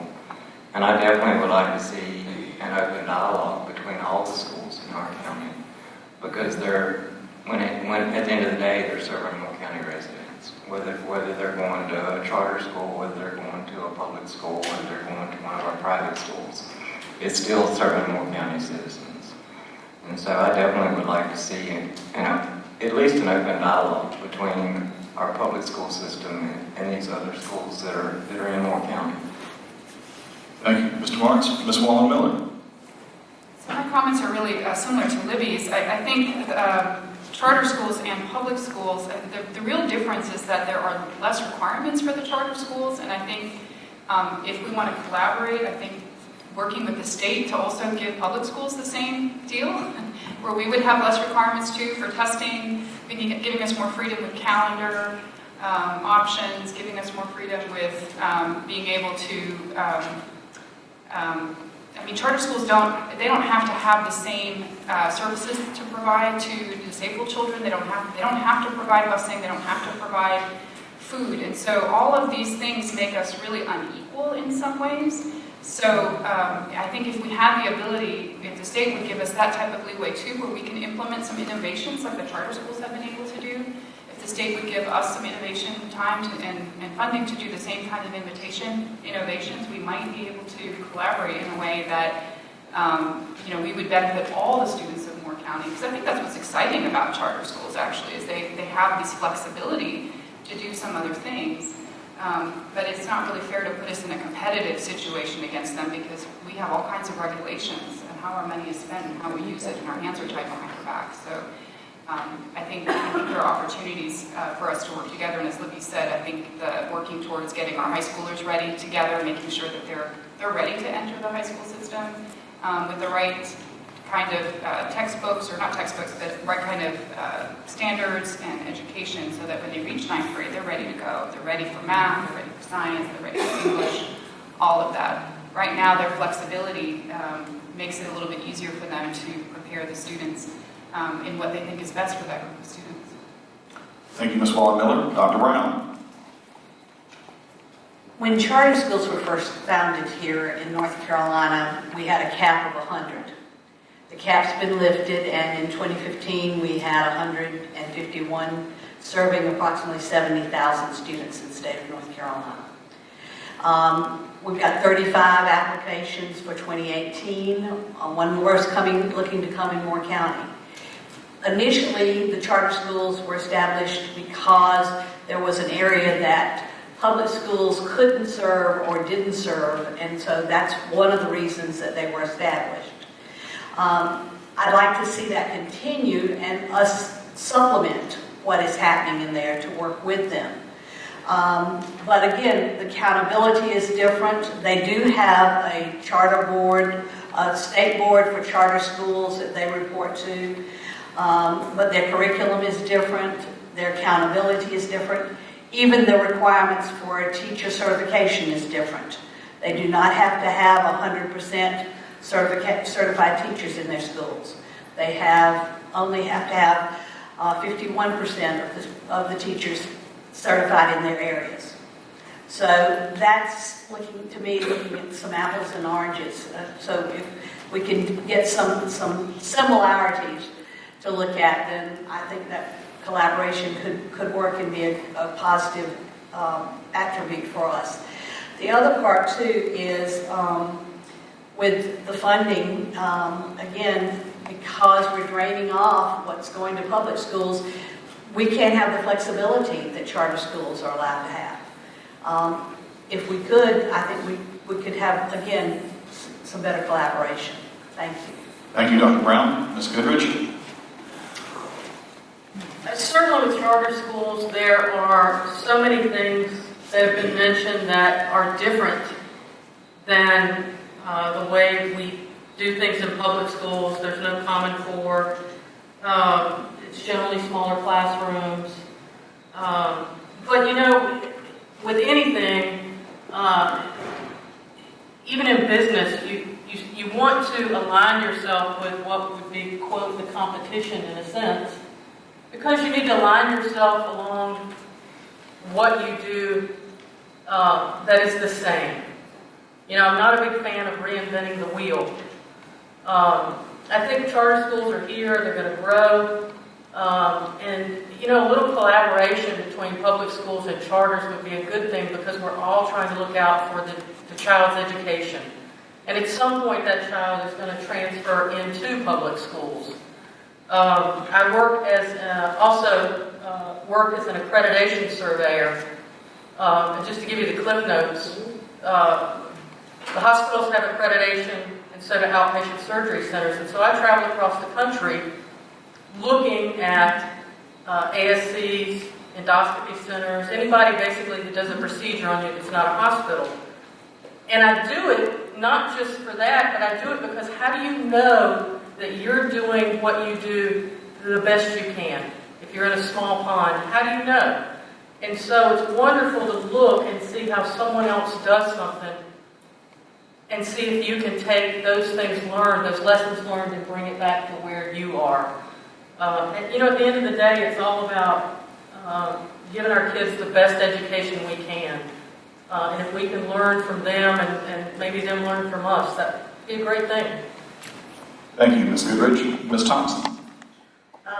Ditto for me as well on everybody that's talked about the requirements and accountability for charter schools are a lot less than what we have within our public school system. And the requirements from the state definitely are not there as far as standardization.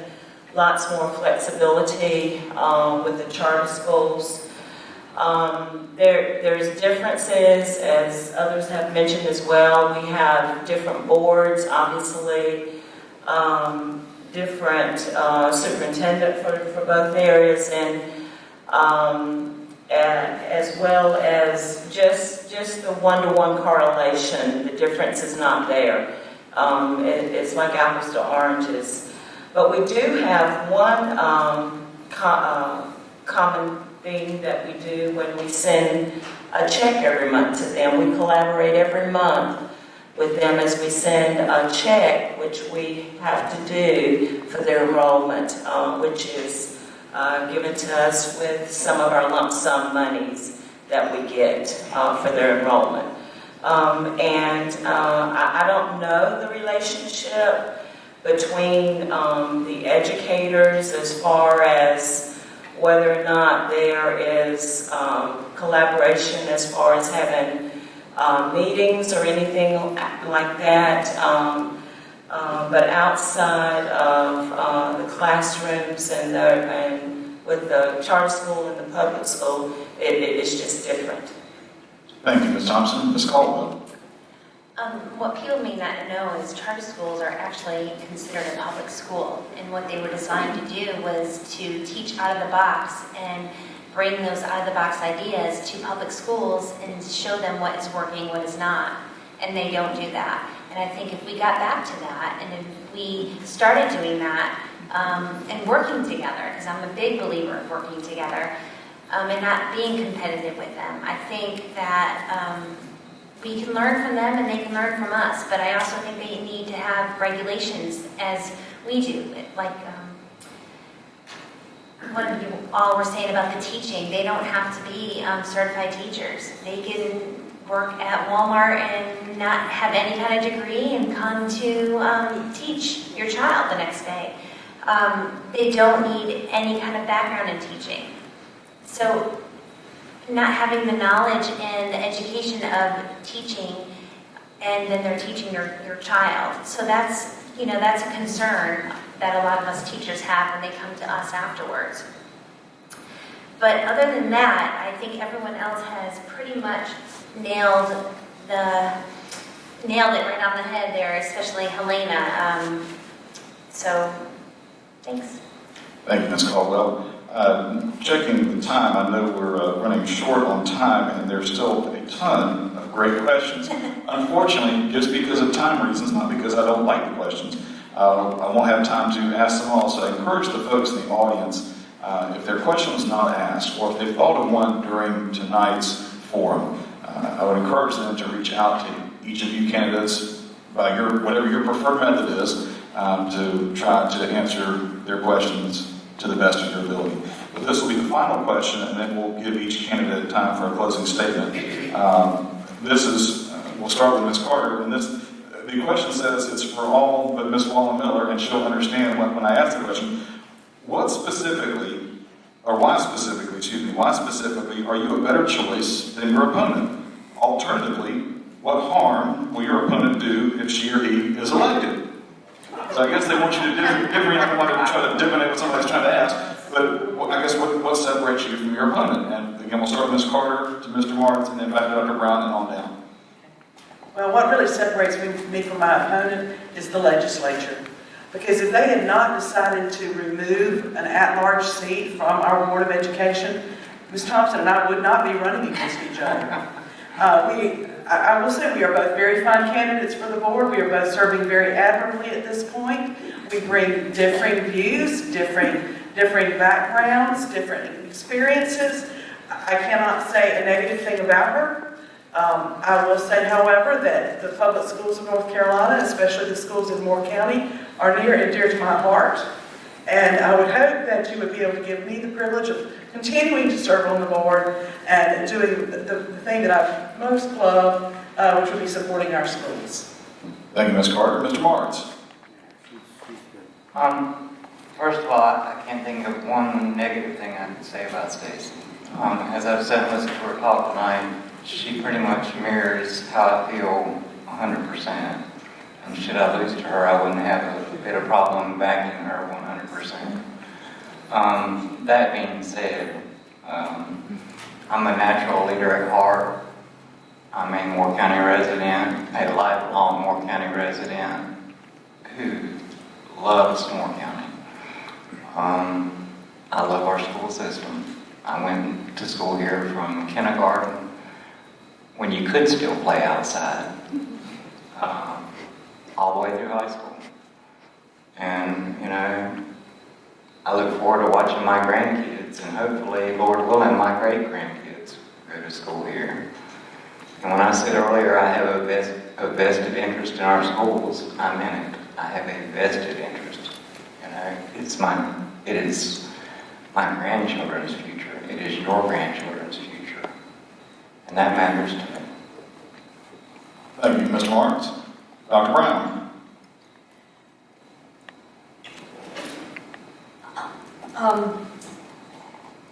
I think I'm a better choice because I have a variety of experiences, and a lot of them.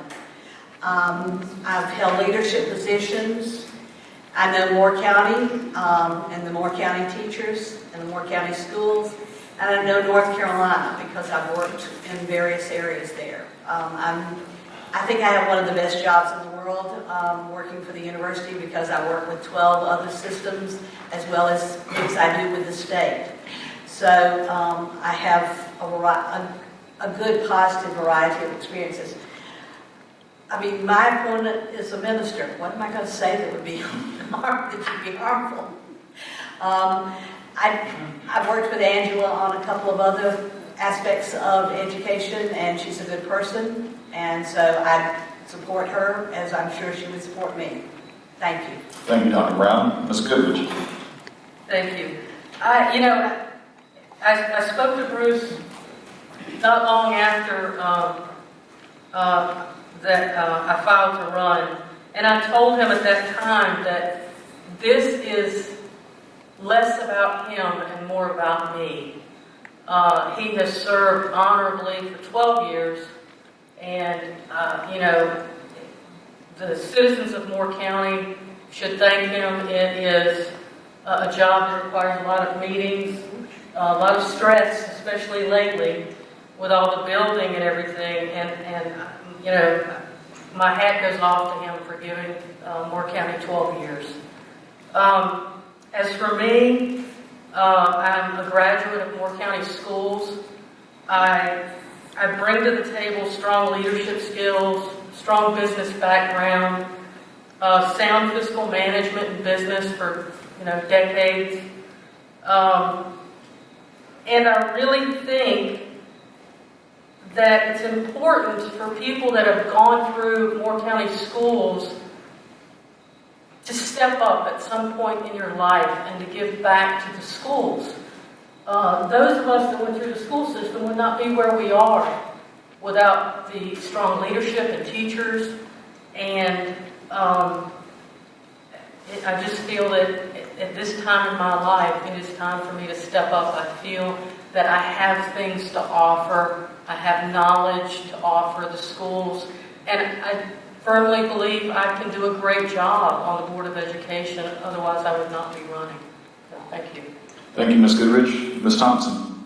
Thank you. I have served now with Libby since June of last year. She and I have worked along with our other board members extremely well. I don't know her in the classroom specifically as being an educator, but I have heard across the school system that all through her education, as far as being a teacher, she was a great teacher at Pinehurst, and the students loved and adored her. So there's no question that that Libby has those qualifications of being a great educator.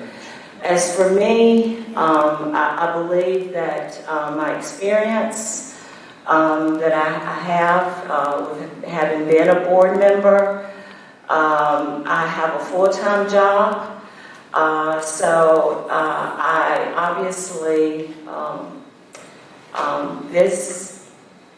job as a board member doesn't pay for my living. So to run, it puts me out there as far as being there and wanting to be there.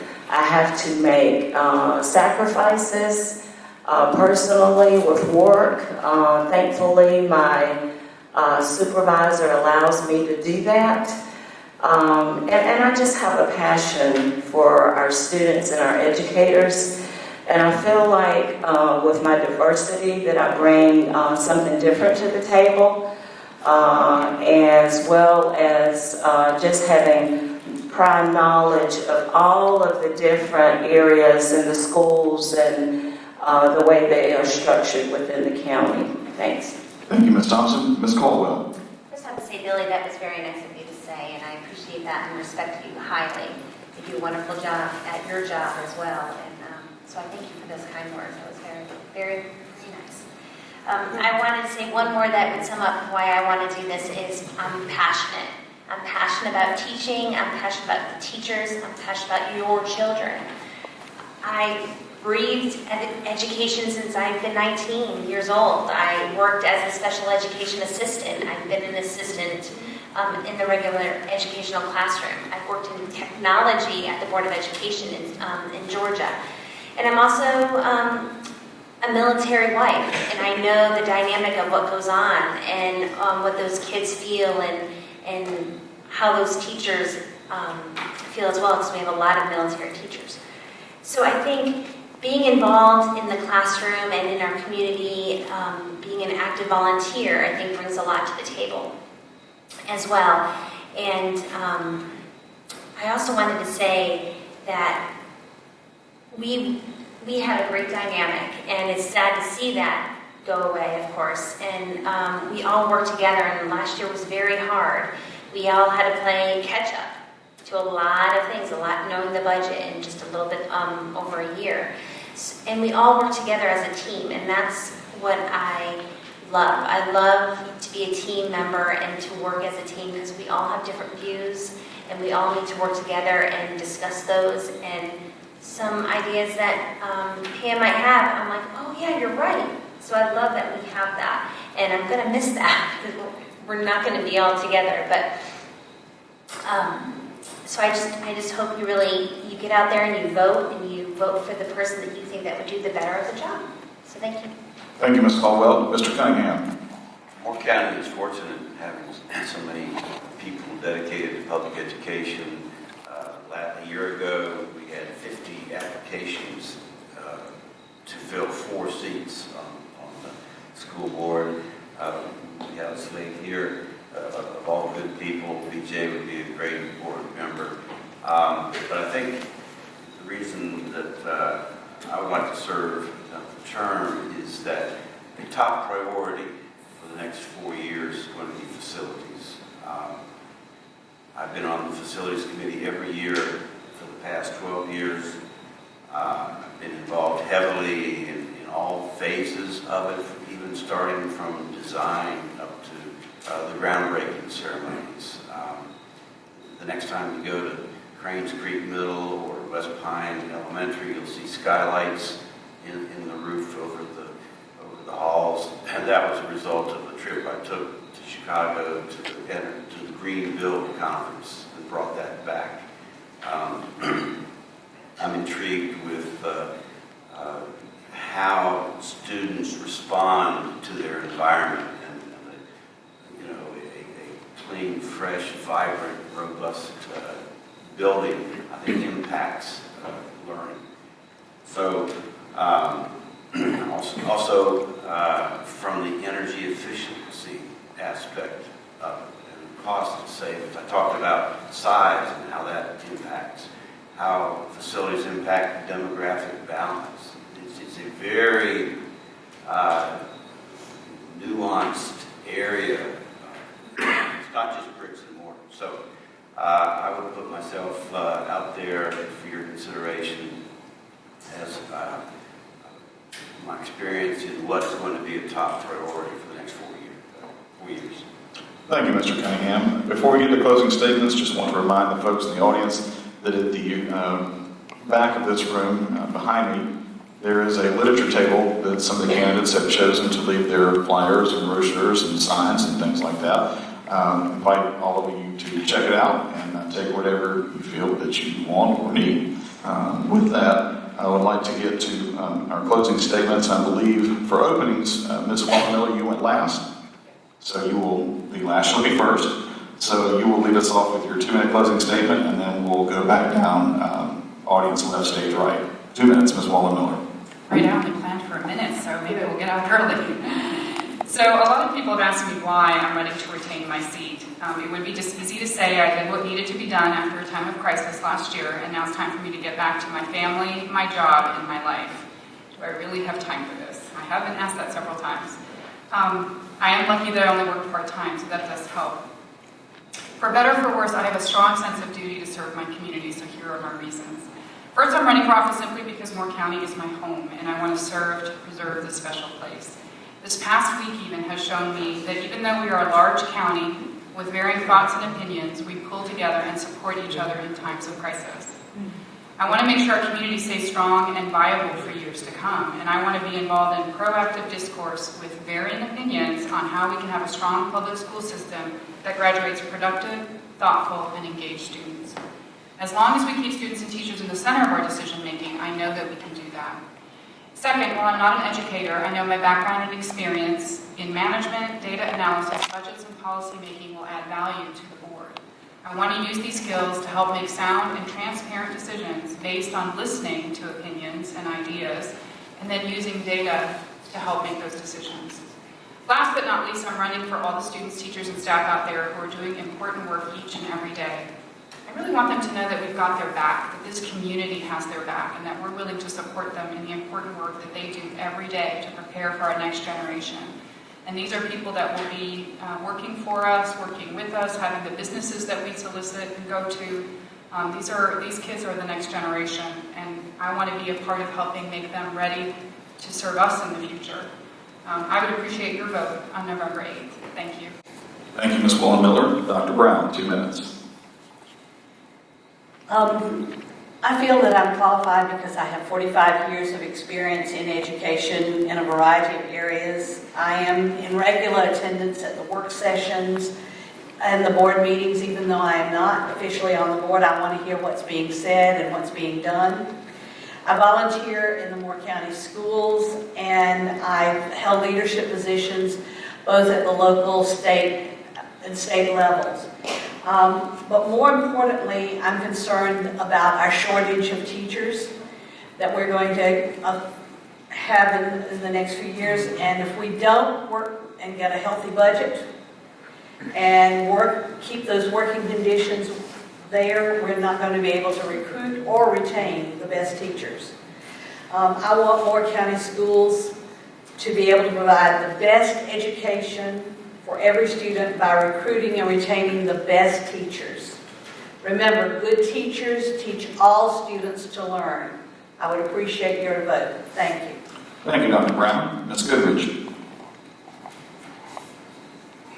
I have decided to step up to run for the Board of Education. Certainly everything over the past couple of years drew my attention to the board. And in all fairness, as a parent, I should have paid attention much sooner to the Board of Education and all of its workings. But now I see, our schools are at a critical point.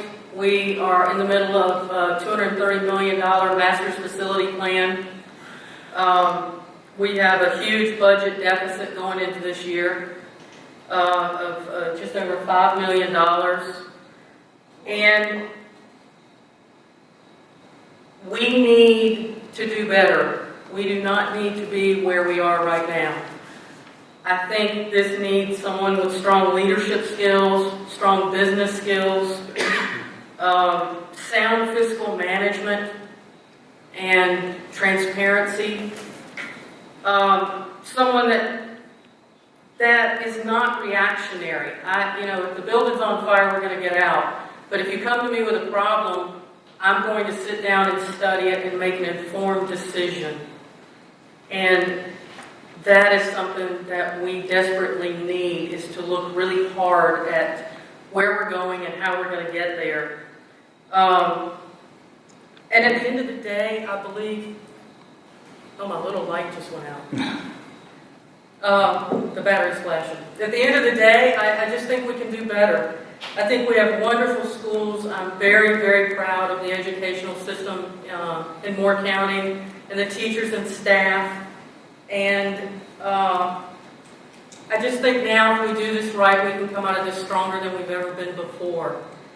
My hope is you'll give me the honor of serving on the board, a fresh face, new ideas, and a new approach to how we do things. Thank you. Thank you, Ms. Goodridge. Ms. Thompson. I would like to continue to work with the school board on the facilities plan to ensure our students get the new and much needed schools that we've designated on the Sand Hills Community College campus in the Western Pines area, as well as in the Aberdeen and Southern Pines areas. We are years behind with building new schools and with renovation of building projects within our school system. We have gained momentum since 2015 with our plan, and I would like to continue to work to see our plan through. In addition, I would like to continue working with our state legislators on much needed state revenue funding. Our savings and or our fund balance, as we refer to it, has been reduced down to about $1 million, which obviously is not sustainable.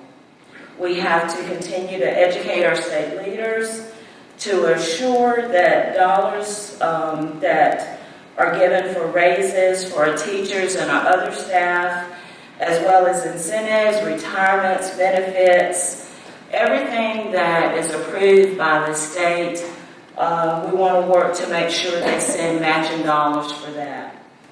I would like to continue to work to ensure our teachers receive the resources that they need within their classrooms to be able to teach and educate our students.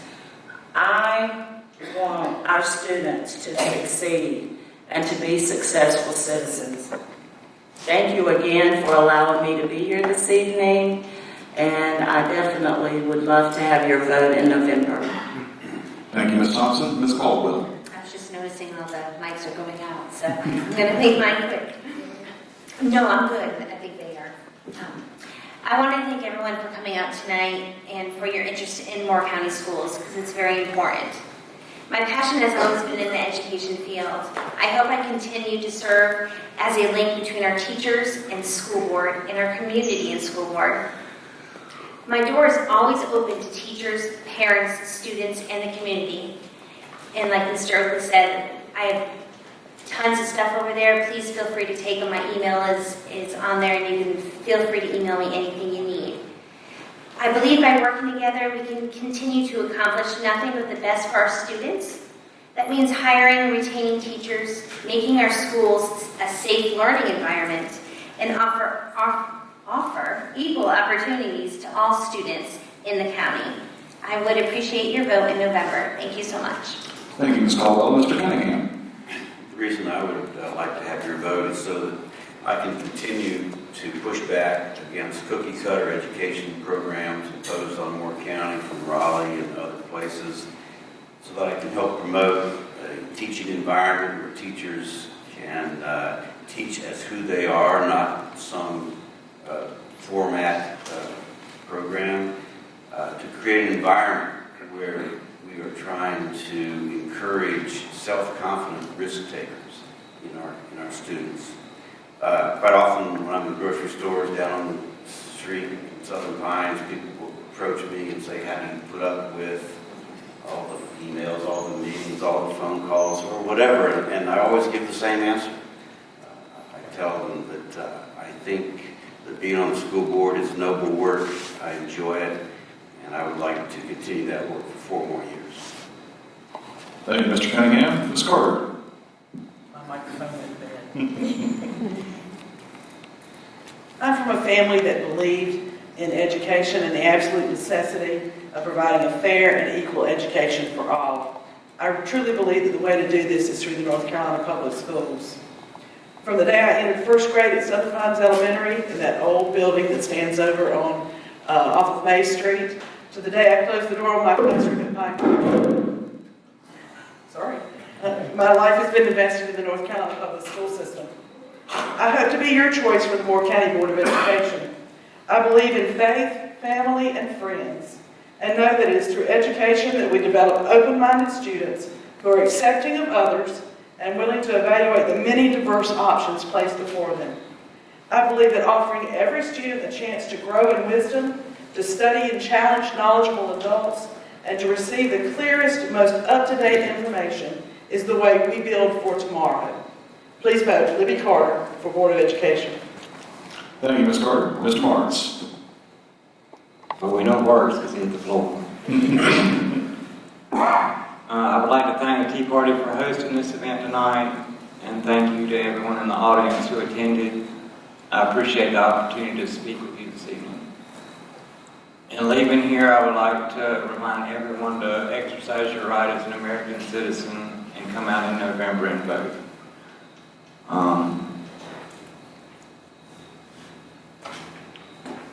I'll leave it at that. Thank you, Mr. Marts. Let's give all these candidates a round of applause and thank them for coming out tonight. A few final announcements. If you're interested about those events or more, please contact Miriam Chu, who is sitting to my left. She is the chair of Moore Citizens, and she was the timekeeper of tonight's event. And please give her a round of applause.